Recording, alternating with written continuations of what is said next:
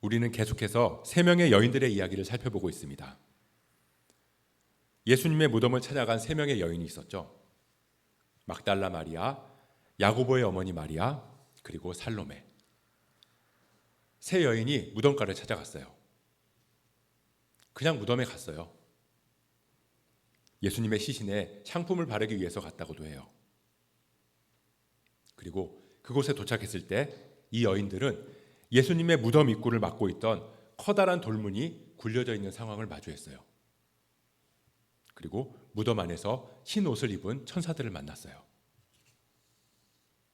옮겨진 돌문을 받고 천사들을 받고 천사들이 전해준 메시지를 들었어요.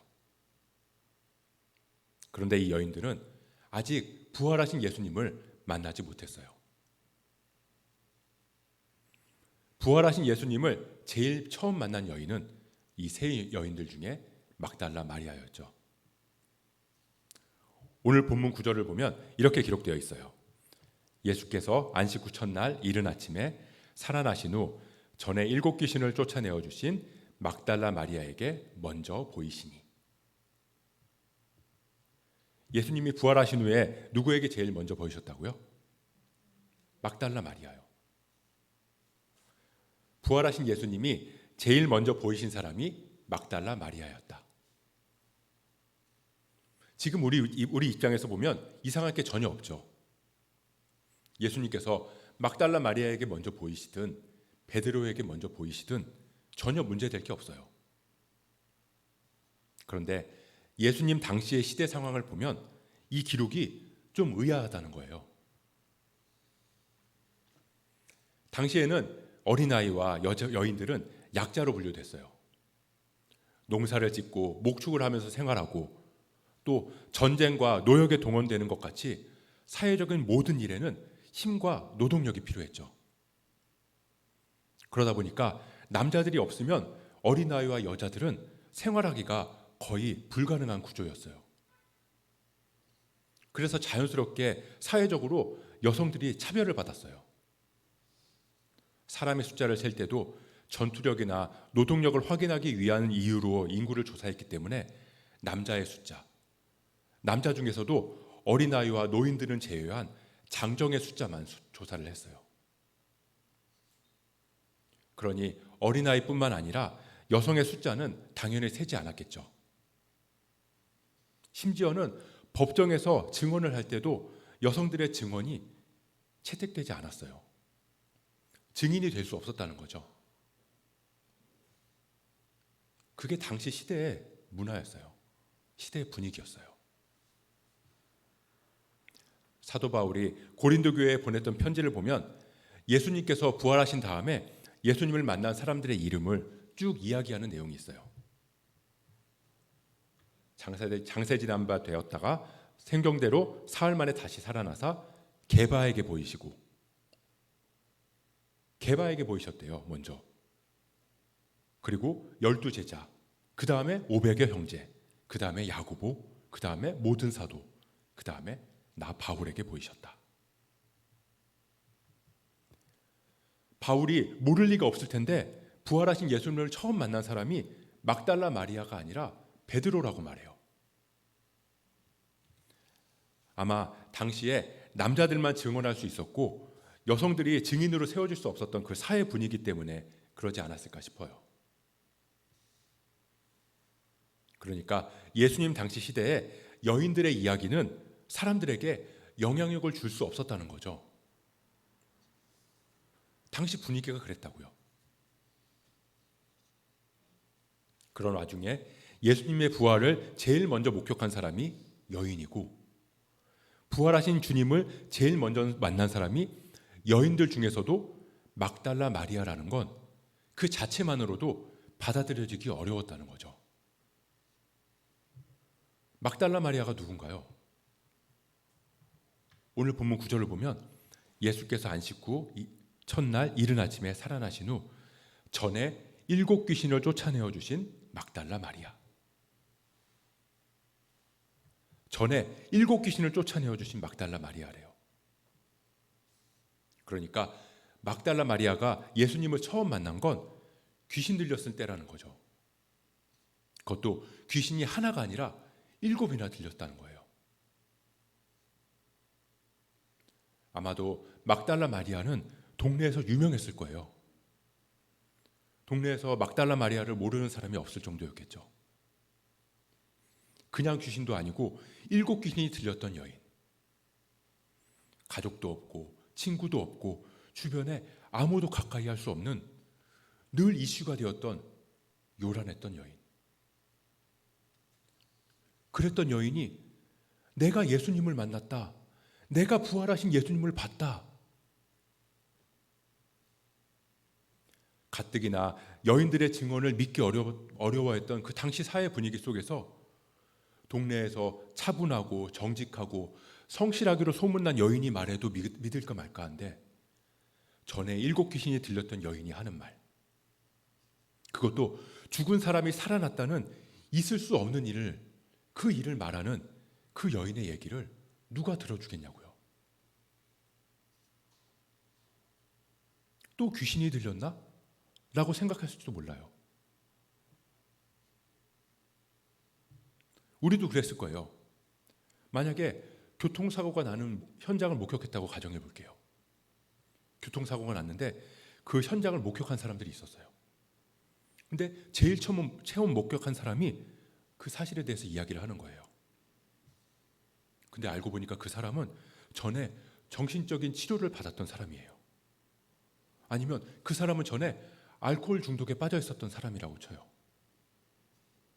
그럼 그 사람의 증언이 아무리 정확하다고 해도 그 사람의 말을 의심하는 사람들이 분명히 생겼을 거라는 거죠. 그래서 굳이 그 사람이 정신적인 병력을 가지고 있었다, 내지는 알코올 중독에 걸렸던 사람이다 라는 말을 굳이 할 필요가 없는 거예요. 그런데 성경은 그런 막달라 마리아의 이야기를 있는 그대로 기록해요. 예수님의 빈 무덤을 제일 먼저 확인한 게 여성이고 부활하신 예수님을 제일 먼저 만난 사람이 막달라 마리아라는 사실을 모든 복음서의 저자들이 동일하게 기록하고 있어요. 왜요? 사실이니까요. 그런 상황인데도 천사들은 여인에게 말해요. 가서 예수님이 살아나셨다고 전해라. 여인들에게 증인이 되라는 거죠. 우리 지난주 본문이죠. 16장 7절 말씀. 가서 그의 제자들과 베드로에게 이르기를 예수께서 먼저 갈릴리로 가시나니 전에 너희에게 말씀하신 대로 너희가 거기서 배우리라 하라. 천사들이 굳이 남자들이 오기를 기다렸다가 나타나서 증인이 되라고 하지 않았어요. 예수님의 무덤을 찾아온 이 여인들에게 너희가 가서 증인이 되라 라고 얘기하고 있는 거예요. 여인들의 말이 받아들여지지 않았던 그런 상황에서 말이죠. 마태복음에 보면 천사들뿐만 아니라 예수님도 말씀하세요. 예수님께서 여인들에게 직접 말씀하시죠. 가서 내 형제들에게 갈릴리로 가라고 전해라. 천사들이 여인들에게 너희가 증인이 되라고 그렇게 얘기했어요. 예수님도 여인들에게 너희가 가서 전해라 라고 말씀하세요. 누가 이 여인들의 말을 들어준다고? 이 여인들이 말한다고 한들 누가 믿어준다고? 그 얘기에 무슨 효력이 있다고? 그런데도 말씀하세요. 너희가 가서 전해라. 내가 얘기한다고 누가 믿어주겠어요? 여러분들이 얘기한다고 누가 들어주겠어요? 높은 자리에 있는 것도 아니고 사회적인 영향력이 있는 것도 아니고 그냥 있는 듯 없는 듯 살아가는 그런 제 말을 누가 들어주겠냐고요. 전에 세상에 빠져서 온갖 욕심과 욕망을 붙잡고 살아가던 제 얘기를 누가 들어주겠냐고요. 누가 믿어주겠냐고요.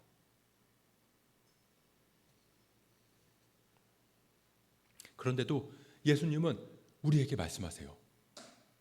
동훈아, 네가 가서 전해라. 한나야, 네가 가서 전해라. 권사님, 가서 전하세요. 예수님은 그럼 우리에게 말씀하세요. 전 너무 어린데요. 전 아무것도 할 수 있는 게 없는데요. 전 능력이 없는데요. 그런데도 예수님은 우리에게 말씀하세요. 네가 가서 전해라. 네가 가서 이 얘기를 전해라. 아니나 다를까 오늘 본문을 마지막을 보면 이 여인들의 말을 제자들은 믿어주지 않아요. 아니, 못 믿어요. 마가복음 16장 11절, 그들은 예수께서 살아나셨다는 것과 마리아에게 보이셨다는 것을 듣고도 믿지 아니하니라. 누가복음을 보면 제자들이 여인들의 말을 믿지 않았던 이유가 뭐냐면 허탄한 듯이 들렸기 때문이래요. 허탄한 듯이. 세번역에는 어처구니 없는 말로 들렸다라고 기록하고 있어요. 말도 안 되는 소리라는 거죠. 죽은 사람이 살아났다고? 그게 무슨 말이야? 무슨 말도 안 되는 소리야? 어이없는 말로 들린다고요. 지금 우리가 당장 밖에 나가서 예수님께서 살아나셨습니다 라고 외치면 사람들의 반응이 어떨까요? 어처구니 없게 생각하겠죠. 지나가는 사람들이 다 이상하게 쳐다볼 거예요. 저 사람들 무슨 소리를 하는 거야? 근데 제자들도 그랬어요. 말도 안 되는 소리라고 생각했다고요. 요한복음에 보면 막달라 마리아가 베드로와 요한한테 예수님이 부활하셨다고 얘기해요. 그랬더니 베드로와 요한이 예수님의 무덤으로 달려가죠. 요한이 먼저 도착했는데 들어가지 않았어요. 뒤따라오던 베드로가 도착해서 예수님 무덤으로 들어갔죠. 들어가서 보니까 예수님의 시신을 쌌던 세마포가 그대로 있고 머리를 쌌던 수건도 그대로 놓여져 있어요. 다 그대로 있는데 예수님의 시신만 없었던 거죠. 이 정도 됐으면 이제 믿어야 되는 거 아닌가요? 근데 여전히 믿지 못해요. 요한복음 20장 6, 7, 8절을 보면 베드로는 따라와서 무덤에 들어가 보니 세마포는 놓여 있었고 머리를 쌌던 수건도 함께 놓여 있지 않고 딴 곳에 그대로 놓여 있더라. 그때야 무덤에 먼저 갔던 그 다른 제자도 들어가 보고 믿더라. 여기서 믿었다는 말은 예수님이 부활하신 것을 믿었다는 게 아니라 정말 예수님의 시신이 없구나, 정말 예수님의 시신이 없다고 얘기한 여인들의 말이 진짜구나 라고 믿었다는 거예요. 정말 여인들이 거짓말을 한 게 아니구나 라고 생각했다는 거죠. 왜냐하면 그 다음 절을 보면 베드로와 요한이 이 두 명의 제자가 성경에 그가 죽은 자 가운데서 다시 살아나야 하리라 하신 말씀을 아직 알지 못하더라 라고 기록하고 있기 때문이에요. 그리고 이 두 제자가 각자 자기들의 집으로 돌아갔대요. 정말로 예수님의 시신이 없어졌고 예수님이 다시 살아나셨다고 믿었다면 이 제자들은 집으로 돌아가지 않았겠죠. 다른 제자들에게로 갔을 거예요. 이런 놀라운 소식을 알고 어떻게 집에 갈 수가 있겠어요? 진짜 예수님이 다시 살아나셨다고 믿었다면 제자들이 모여있는 그곳을 향해서 달려갔겠죠. 무덤으로 달려올 때보다 더 빠르게 달려갔을 거예요. 근데 베드로와 요한은 믿지 못했어요. 예수님의 시신이 없어졌다는 걸 그냥 인정하고 그냥 집으로 돌아갔어요. 엠마오로 내려가는 두 제자도 마찬가지예요. 이 두 제자가 여인의 이야기를 들었어요. 예수님의 무덤 문이 열렸다. 예수님의 시신이 없어졌다. 예수님을 만났다. 라는 얘기를 들었어요. 베드로와 요한이 빈 무덤을 확인했다는 말도 들었어요. 그런데도 이 제자들이 엠마오로 떠났어요. 누가복음 24장을 보면 그렇게 얘기해요. 또한 우리 중에 어떤 여자들이 우리로 놀라게 하였으니 이는 그들이 새벽에 무덤에 갔다가 그의 시체는 보지 못하고 와서 그가 살아나셨다 하는 천사들의 나타남을 보았다 함이라. 또 우리와 함께한 자 중에 두어 사람이 베드로와 요한이죠. 무덤에 가 과연 여자들이 말한 바와 같음을 보았으나 예수는 보지 못하였느니라. 이 제자들은 여인들의 말을 들었어요. 베드로와 요한이 무덤에 갔다 온 것도 알아요. 그런데도 엠마오로 내려가요. 왜요? 믿지 못했기 때문에. 예수님이 부활하셨던 걸 믿지 못하겠다는 거예요. 이렇게 제자들은 다 예수님이 살아나심을 믿지 못했어요. 여인들이 하는 얘기를 다 허탄하고 어이없게 들렸다고요. 베드로와 요한은 두 눈으로 직접 확인하고 나서도 그냥 집으로 돌아갔고, 엠마오로 가는 제자들은 이 여인들의 이야기와 제자들의 소식을 다 듣고도 그냥 엠마오로 내려갔어요.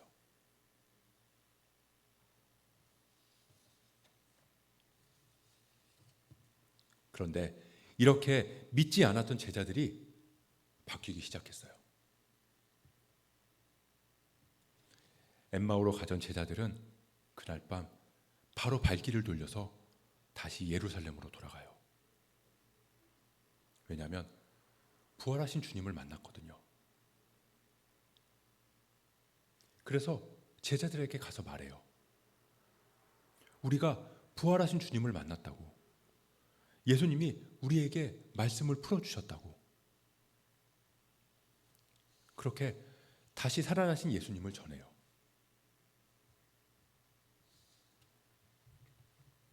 그뿐만 아니라 유대인들한테 잡힐까봐 두려워서 문을 꽁꽁 걸어 잠그고 있었던 제자들이었는데, 부활하신 주님을 만난 다음에 더 이상 유대인들을 두려워하지 않게 되었어요. 오히려 문을 열었어요. 문을 열고 뛰쳐나갔어요. 그리고는 예수님이 부활하셨다고 외치기 시작해요.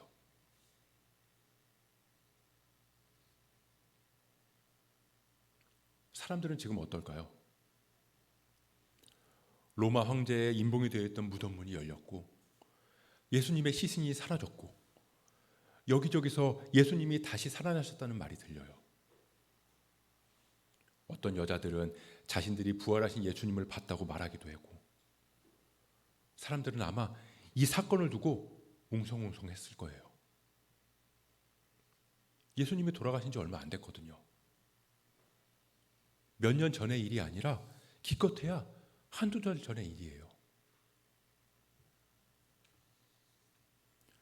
사람들이 모여서 예수님이 다시 살아나셨다는 그 이야기를 하고, 예수님께서 살아계실 때 전하셨던 말씀들, 행하셨던 일들에 대해서 얘기했을 거예요. 진짜 하나님의 아들이 맞다. 메시아가 확실하다. 돌아가실 때 성소의 휘장이 찢어졌다더라. 이런 대화들을 했겠죠. 종교 지도자들은 어땠을까요? 아마도 잔뜩 긴장하고 예수님의 부활에 대해서 민감하게 반응했을 거예요. 예수님이 다시 살아나셨다고 말하거나 그분이 메시아가 맞다고 말하거나 그러면 바로 유대교에서 출교시키려고 벼르고 있었을 거예요. 그런 상황에서 갑자기 제자들이 뛰쳐나와서 예수님이 살아나셨다라고 외치는 게 말이 될까요? 두려워서 물을 꽁꽁 걸어 잠그고 있던 제자들이 갑자기 단체로 이상해진 게 아니라면 그럴 수 없었을 거예요. 결국 제자들은 붙잡혔어요. 불려가서 채찍질을 당했죠. 그리고 절대 예수의 이름으로 말하지 말라고 명령도 받았어요.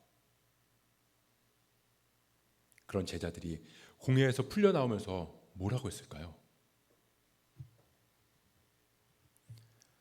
이제 다른 방법을 좀 찾아봐야겠다.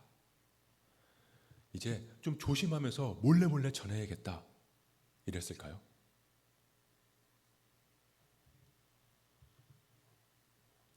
사도들이 그 이름을 위하여 능욕받는 일에 합당한 자로 여긴 바름 기뻐하면서 공회 앞을 떠나니라. 기뻐했대요. 매 맞고 욕 먹고 온갖 수모를 다 겪고 그렇게 나오면서 기뻐했대요. 베드로와 요한은 공회에서 예수님에 대해 말하지 말라는 경고에 이렇게 대답해요. 우리는 보고 들은 것을 말하지 아니할 수 없다.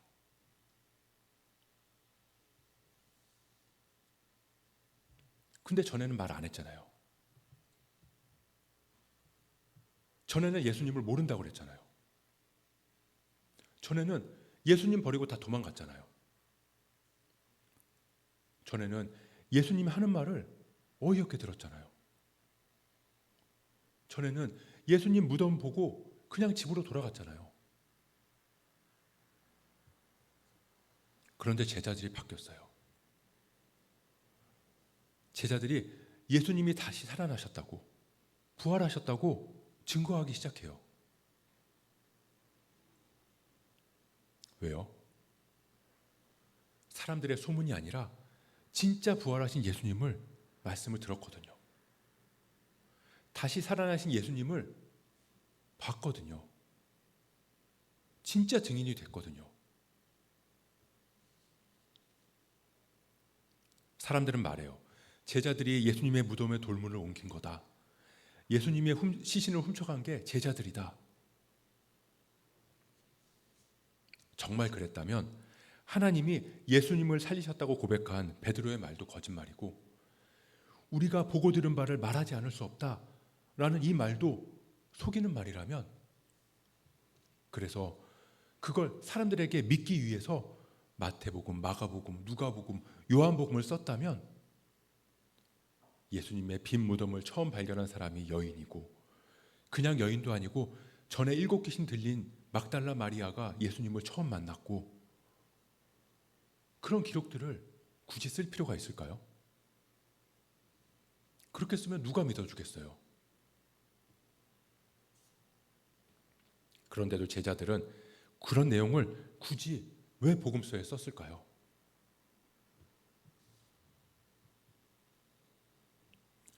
예수님의 제자 중에 한 명인 야고보, 요한의 형제 야고보는 헤롯 왕에게 죽임을 당했어요. 스데반 집사는 돌에 맞아 죽었고요. 전승에 따르면 베드로, 안드레, 빌립, 바돌로메 다 예수님의 제자들이 핍박을 당하고 순교를 당했다고 기록하고 있어요. 어떻게 그럴 수 있죠? 진짜 부활하신 예수님을 봤거든요. 다시 사신 예수님의 말씀을 들었거든요. 이 여인들이, 이 제자들이 보고 들은 게 너무나 크고 벅찬 소식이었기 때문에 그걸 내 안에 담아둘 수만 없을 정도로 너무나 크고 놀라운 일이었기 때문에 그 보고 들은 걸 말하지 않을 수 없었다고요. 말하지 않고는 견딜 수 없었어요. 전하지 않고는 참을 수 없었다고요.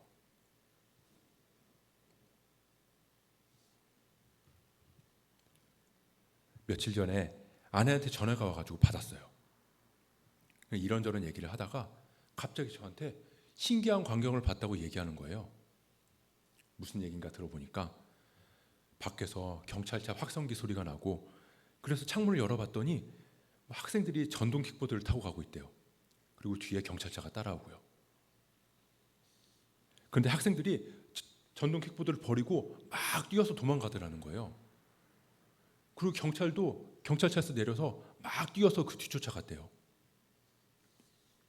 그렇게 전력 질주를 하면서 경찰이 뒤쫓아가는 모습이 너무나 신기했는지 그 얘기를 저한테 막 하는 거예요.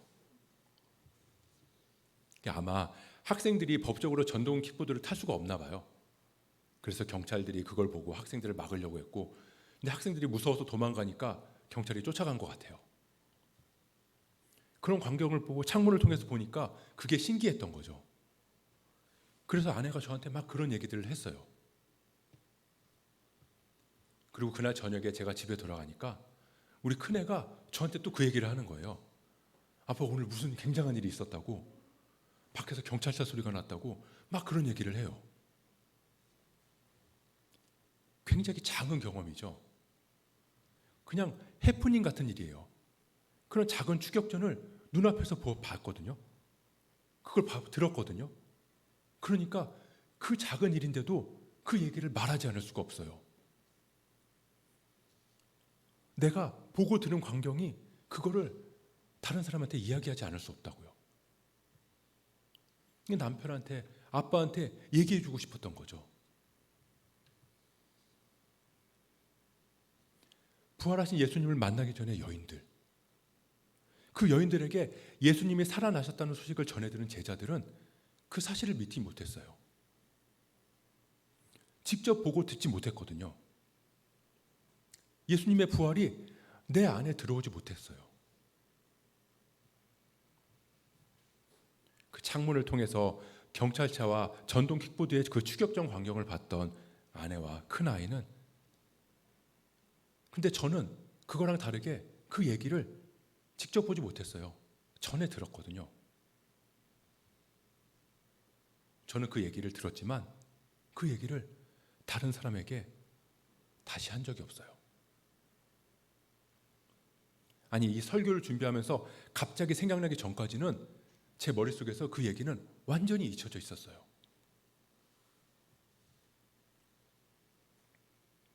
제가 직접 본 게 아니거든요. 아주 작은 에피소드 같은 이야기도 그래요. 그런데 하물며 죽은 자 가운데서 다시 살아나신 예수님의 부활은 어떻겠냐고요. 그 부활을 보고 들었다면, 그 부활이 내 안에 들어왔다면 여인들과 모든 제자들에게 아무런 일도 일어나지 않을까요? 그런 일이 가능할까요? 그래서 예수님의 부활은 여인들과 모든 제자들을 바꿔놓았어요. 누가 우리를 위하여 돌문을 굴려주리요? 라고 근심했던 여인들, 두려움에 떨고 있던 이 여인들이 바뀌었어요. 부활하신 예수님을 만나고 큰 기쁨이 생겨나기 시작했어요. 가서 전하라는 사명을 받고 달려갔어요. 제자들도 바뀌었죠. 허탄한 듯이 어처구니 없게 그렇게 여기면서 여인들의 말을 믿지 않았던 제자들, 집으로 돌아가 버리고 엠마오로 떠나가 버리고 두려워서 문을 꽁꽁 걸어 잠그고 숨어있던 제자들이 문을 열고 밖으로 나가서 예수님 살아나셨다고, 하나님께서 예수님을 살리셨다고, 부활하신 예수님을 우리가 보고 들었다고 그렇게 바뀌었어요. 부활하신 주님을 전하기 위해서 자기 목숨을 걸었어요.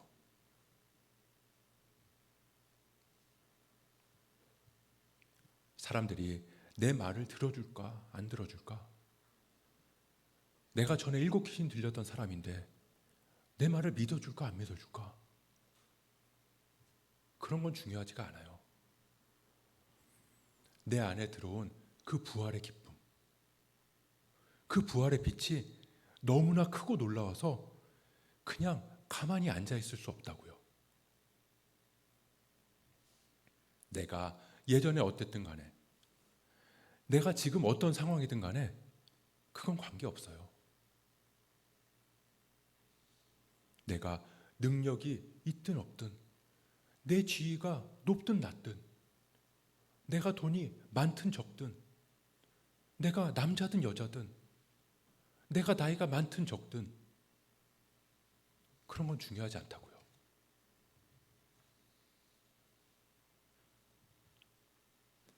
이제 우리 차례예요. 부활하신 예수님께서 여인들 안에 무서움을 큰 기쁨으로 바꾸셨고, 허탄한 듯 믿지 않는 제자들을 다시 살아나신 예수님을 증거하는 증인으로 바꾸셨듯이 이제 부활하신 주님은 저와 여러분들을 바꾸실 거예요. 우리가 바뀌어야 부활이죠. 내가 안 바뀌면 그게 어떻게 부활이라고 할 수 있겠어요? 부활하신 주님, 죽은 자 가운데서 다시 살아나신 주님이 내 안에 들어오셨는데 어떻게 내가 안 바뀔 수 있겠냐고요. 내가 그 엄청난 사건을 목격한 증인인데 그 사실을 누구한테 얘기하지 않고 어떻게 가만히 있을 수 있겠냐고요. 집 앞에서 일어난 그 작은 사건을 목격한 것도 말하지 않을 수 없고 그걸 말하지 않으면 견딜 수 없는데 우리 안에 들어온 그 부활의 빛을 어떻게 전하지 않을 수 있겠냐고요.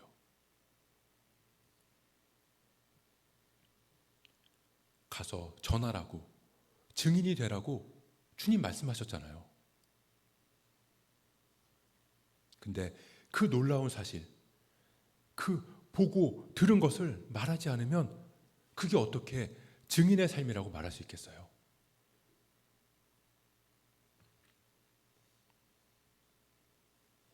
부활은 머리로만 믿는 게 아니에요. 부활은 성경 속에 적힌 글자로만 믿는 게 아니에요.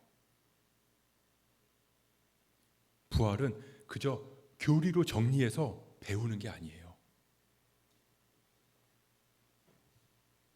우리가 부활을 머리로만 믿고 입으로만 믿는 게 아니라면 우리의 삶은 반드시 변화될 수밖에 없어요. 우리는 반드시 전할 수밖에 없어요. 우리가 보고 들은 것을 말하지 않을 수 없다. 우리가 이 일의 증인이로다. 우리가 부활의 증인이다. 우리가 부활의 증거다.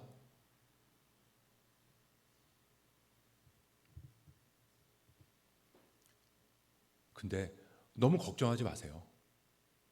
너무 두려워하지 마세요.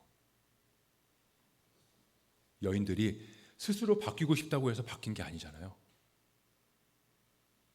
큰 기쁨이 생기고 싶다고 해서 생긴 게 아니라고요. 제자들도 증인이 되고 싶다고 해서 증인이 된 게 아니에요. 변화되어야 한다고 다짐해서 변화된 게 아니라고요. 우리 안에 다시 사신 주님, 부활이 우리 안에 들어오면 그 부활의 생명이 우리 안에서 우리를 날마다 새롭게 바꿔주실 거예요. 모든 의심은 믿음으로 바뀔 거예요. 모든 슬픔은 기쁨으로 바뀔 거예요. 주님께서 그렇게 바꿔주실 거예요. 예수님께서 여인들 안에 들어오셔서 제자들 안에 들어오셔서 그들을 바꿔주셨다면 주님은 저와 여러분들을 바꿔주실 거예요. 반죽에 누룩이 들어가면 그 반죽은 반드시 변하게 되어 있어요. 예수님의 부활의 영광이 우리 안에 들어왔기 때문에 우리는 시간이 갈수록 아름답게 변할 거라고요. 우리가 부활하신 주님, 하나님의 형상으로 빚어져 갈 줄 믿습니다. 이게 부활이에요. 그렇게 변화되어 가는 게 부활의 삶이에요. 너 전에 귀신 들렸던 사람이잖아. 너 전에 비겁하게 숨어있던 사람이잖아. 그럼 어때요? 조금 부족하면 어떻고? 전에 실수했으면 어때요? 사람들이 나를 몰라주면 어떻고? 나를 비웃으면 어때요? 내 안에 부활의 빛이 들어왔고 나는 그 사실을 말하지 않을 수 없는데 내가 전에 어땠든 그게 무슨 상관이에요?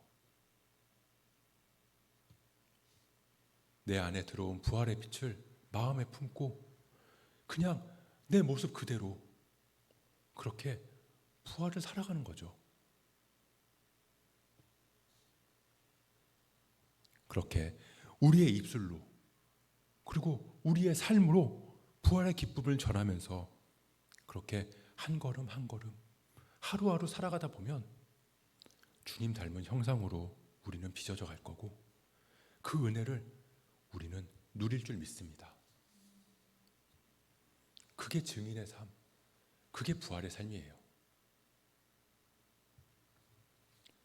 오늘도 부활을 살아가기를 소망합니다. 그렇게 이번 한 주도 5월 한 달도 부활을 살아가며 승리하는 저와 여러분 되시길 주님의 이름으로 축복합니다.